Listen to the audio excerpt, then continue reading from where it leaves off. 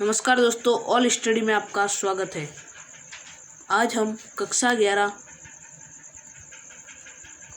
काव्य खंड के अध्याय 1 कबीर दास जी के बारे में बात करेंगे। तो शुरू करते हैं। कबीर दास जी का जन्म हुआ था 1398 ईस्वी में वाराणसी के पास लहरतारा उत्तर प्रदेश में।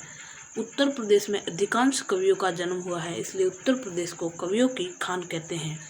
ऐसा माना जाता है कि इनका जन्म एक ब्राह्मण परिवार में हुआ था, लेकिन विधवा होने के कारण लोक लाज के डर से इनकी मां ने इन्हें लहरतारा नामक तालाब के किनारे छोड़ दिया।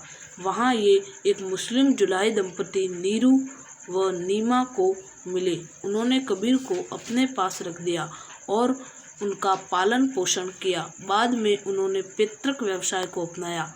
पितृक का मतलब होता है जो उनके माता पिता काम करते थे उसको अपनाया और कपड़ों की बुनाई करने लगे।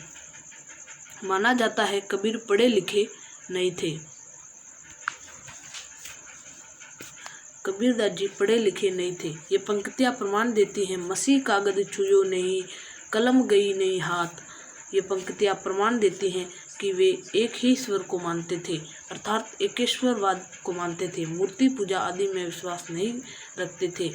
वे निर्गुण ब्रह्म के उपासक थे। दोस्तों, भक्ति धारा दो प्रकार की होती है। एक होती है सगुण, एक होती है निर्गुण। निर्गुण का तो आप उदाहरण देख ही सकते हो, कबीर दास जी मूर्ति पूजा आदि में विश्वास नहीं करते थे, इसलिए ये निगुण भक्ति धारा के उपासक है। और सगुण जैसे कि भक्ति धारा जो मूर्ति पूजा आदि में विश्वास करती हैं, जैसे कि मीराबाई।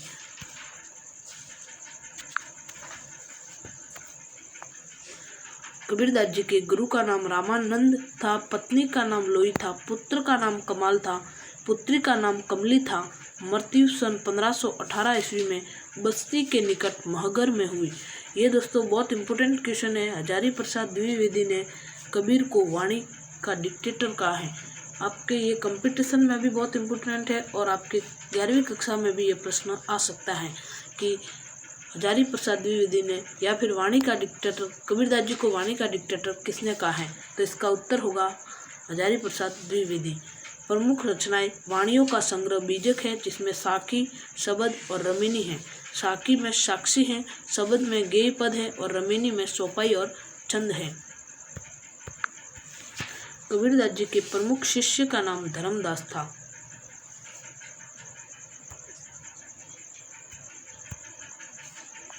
कबीर दास जी के प्रमुख शिष्य का नाम धर्मदास था और इनकी भाषा ब्रज भाषा थी।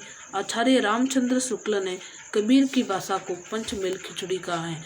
ये भी बहुत इम्पोर्टेंट है, आपके परीक्षा में पूछा जा सकता है कि आचार्य रामचंद्र शुक्ल ने कबीर की भाषा को क्या कहा है? तो पंचमेल खिचड़ी। या फिर पंचमेल खिचड़ी कबीर की भाषा को किसने कहा है? तो आचार्य रामचंद्र शुक्ल। प्रश्न कैसे भी पूछ सकते हैं आपको। कबीर दास जी अपनी कविताओं में खुद को काशी का जुलाहा कहा है। उन्होंने देशाटन यानी कि विभिन्न देशों में घूमकर और सत्संग से ज्ञान प्राप्त किया है। किताबी ज्ञान के स्थान पर आंखों देखे सत्य और अनुभव को प्रमुखता दी है। उनकी रचनाओं में नाथों, सिद्धों और सूफी संतों का प्रभाव मिलता है। वे कर्मकांड और वेद विचार के विरोधी